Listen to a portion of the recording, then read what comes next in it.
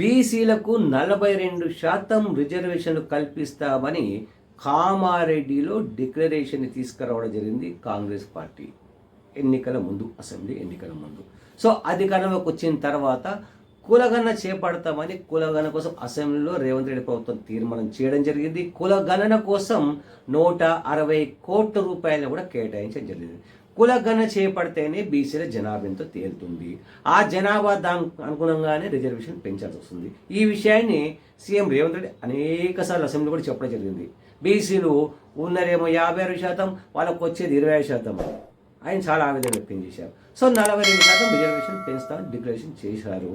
So ప్రస్తుతం process పెండింగ్లో ఉంది. సో ఇప్పుడు మన ఉద్యమకారులు, మన బీసీ నాయకులందరూ కూడా 42% రిజర్వేషన్ వెంటనే అమలులోకి తేవాలి అని డిమాండ్ చేస్తూ ఆందోళన చేస్తున్నారు, సత్యాగ్రహ దీక్షలు కూడా చేస్తున్నారు. సంతోషం, ఏదైనా పోరాటం చేస్తే తప్ప హక్కులని రావు. కాబట్టి ఆ హక్కుల కోసం పోరాటం చేసే వాళ్ళందరూ కూడా మనం ధన్యవాదాలు చెప్పాల్సిందే, వాళ్ళ పోరాటం కూడా పార్టిసిపేట్ చేయాల్సిందే. సో ఈ పోరాటం ఎట్లా చేయాలి, ఎప్పుడు వస్తుంది ఇవన్నీ కూడా ఇప్పుడు డిమాండ్ చేసి సత్యాగ్రహ దీక్ష చేయడం వల్ల ఇమీడియట్ అయిపోతుందా? కులగణన చేపట్టాలి కదా. మరి కులగణన కోసం చేపట్టాలంటే దానికోసం డిమాండ్ చేయాలి. ఫస్ట్ వెంటనే కులగణన చేపట్టాలి అని. కులగణన చేపడితే అన్ని కులాల జనాభా ఎంత తెలుస్తుంది, అందులో బీసీలు ఎంత తెలుస్తుంది. బీసీలలో కూడా కులాల వారిగా, ఎందుకంటే ఇప్పటికే మనం ఏబీసీలు ఉన్నాం, మరి ఎవరికి ఇస్తారు రిజర్వేషన్లు? 42% పెంచాలంటే. కాబట్టి ఈ కులగణన చేపట్టి ఎవరైతే నిజంగా అర్హులైన వాళ్ళు ఉన్నారో, ఎవరైతే బాగా ఇప్పటివరకు డెవలప్ అయ్యారో, ఎవరైతే ఇప్పటివరకు అన్ని రకాలుగా వెనుకబడి గురయ్యారో వాళ్ళందరినీ గుర్తించి వాళ్ళందరికీ అవకాశం కల్పించాలి. అంతే తప్ప రిజర్వేషన్ 40% పెంచేయండి అంటే పెంచేస్తే అంటే ఇప్పటివరకు బాగా తిన్నది, ఇప్పటివరకు అధికారంలో ఉండి పదవులు పొంది అన్ని చేసిన వాళ్ళు మళ్ళీ వాళ్ళే తీసుకుంటారా?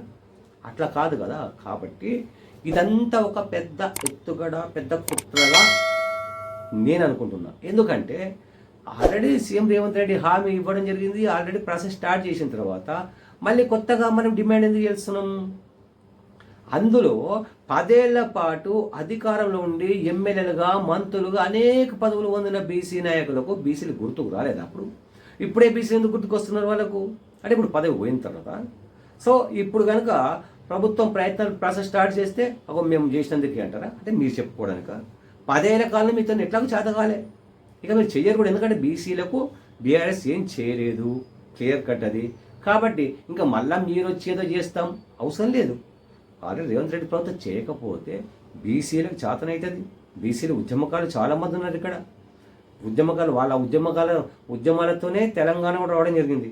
సో ఆ బీసీలు మీరు కొంతమంది ఇటువంటి మాయగాళ్ళ మాటలు నమ్మకండి, ఇటువంటి నయవంచకుల మాటలకు మోసపోకండి. ఖచ్చితంగా ప్రభుత్వం దృష్టికి తీసుకెళ్లాల్సిందే, అడగాల్సిందే, మన హక్కులు సాధించుకోవాల్సిందే. కానీ ఎవరి త్రూగా ఎట్లా? ఎందుకంటే అన్ని రాజకీయ పార్టీలు అవసరమే ఉద్యమానికి అని మన వాళ్ళు మాట్లాడుతున్నారు. సంతోషం, అన్ని ఉద్యమాలు, అన్ని పార్టీలు కూడా సపోర్ట్ చేయాలి. ఎప్పుడు ఇవ్వము అన్నప్పుడు, ప్రభుత్వం నిర్లక్ష్యం చేసినప్పుడు. సో ప్రభుత్వం ఆల్రెడీ కట్టుబడి ఉంది, చేస్తామని చెప్పడం జరిగింది. రేవంత్ రెడ్డి అసెంబ్లీలో కూడా తీర్మానం చేయడం జరిగింది. మరి ఆ ప్రాసెస్ ఎంతవరకు వచ్చింది అడగాల. మేము మెడలో ఉంచుతాం, మేము అక్కడెక్కడో ఢిల్లీలో మెడలో ఉంచితే తెలంగాణ వచ్చేసిందంట. ఆ రకంగా మేము మెడలో ఉంచితేనే రేపు బీసీ రిజర్వేషన్ వచ్చిందని చెప్తారు. అబద్ధాలు చెప్పుకుంటారు. కాబట్టి బీసీలు మోసం మాత్రం పోవద్దు. ఖచ్చితంగా మన హక్కుల కోసం సాధించుకుందాం. ఎవరిని నమ్మాలి అనేది మీరు ఆలోచించుకోండి. ఎక్కడ